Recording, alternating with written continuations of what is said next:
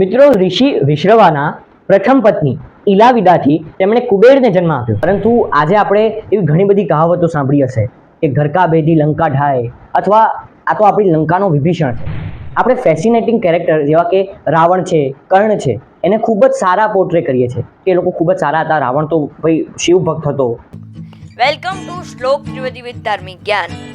Subscribe to my channel. નમસ્કાર, રાધે રાધે. હું શ્લોક ત્રિવેદી આજે તમને જણાવીશ 7 ચિરંજીવીઓમાંથી બીજા ચિરંજીવી વિભીષણ વિશે. મિત્રો, આ વિડીયોમાં આગળ વધીએ એ પહેલાં આ ચેનલને સબસ્ક્રાઇબ કરી લો, વધુમાં વધુ આ વિડીયોને શેર કરો, ઇન્સ્ટાગ્રામ અને ફેસબુક પર ફોલો કરો, લિંક ડિસ્ક્રિપ્શનમાં છે. તો ચાલો વિડીયો તરફ આગળ વધીએ.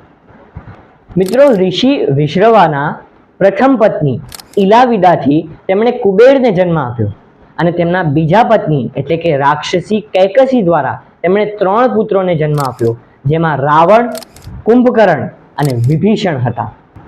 મિત્રો, જ્યારે રાવણ માતા સીતાનું અપહરણ કરીને લંકામાં લાવ્યો ત્યારે વિભીષણે રાવણને ઘણી બધી વાર કહ્યું કે તું આ ખોટું કરી રહ્યો છે, તું અધર્મ કરી રહ્યો છે. પરંતુ રાવણે વિભીષણની એક પણ વાત ના માની અને એ પોતાનું મનમાની આચરણ કરતો રહ્યો. અને વિભીષણને મનોમન તો ખબર હતી કે આ અધર્મ છે અને મારે ધર્મ તરફ રહેવું જોઈએ. અને તેણે એવું જ કર્યું. તે પ્રભુ શ્રી રામ એટલે કે ધર્મ તરફ ગયો અને શરણાગત થયો. પરંતુ આજે આપણે એવી ઘણી બધી કહાવતો સાંભળી હશે કે ઘર કા ભેદી લંકા ઢાય, અથવા આ તો આપણી લંકાનો વિભીષણ છે. પણ એ પરસેપ્શન એકદમ ખોટું છે. આપણે ફેસિનેટિંગ કેરેક્ટર જેવા કે રાવણ છે, કર્ણ છે, એને ખૂબ જ સારા પોર્ટ્રે કરીએ છીએ કે એ લોકો ખૂબ જ સારા હતા. રાવણ તો ભાઈ શિવ ભક્ત હતો. પરંતુ એ વસ્તુ ખોટી છે.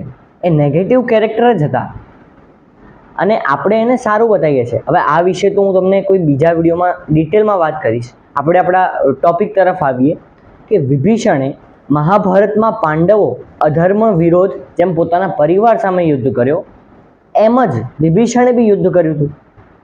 હવે આપણે વિભીષણને કેમ નેગેટિવ કરીએ છીએ? કારણ કે એનો ઉલ્લેખ બહુ ઓછી જગ્યાએ થયો છે અને આપણે આપણા પ્રમાણે એને પોર્ટ્રે કરી દઈએ છીએ કે નેગેટિવ છે, એ ગદ્દાર હતો.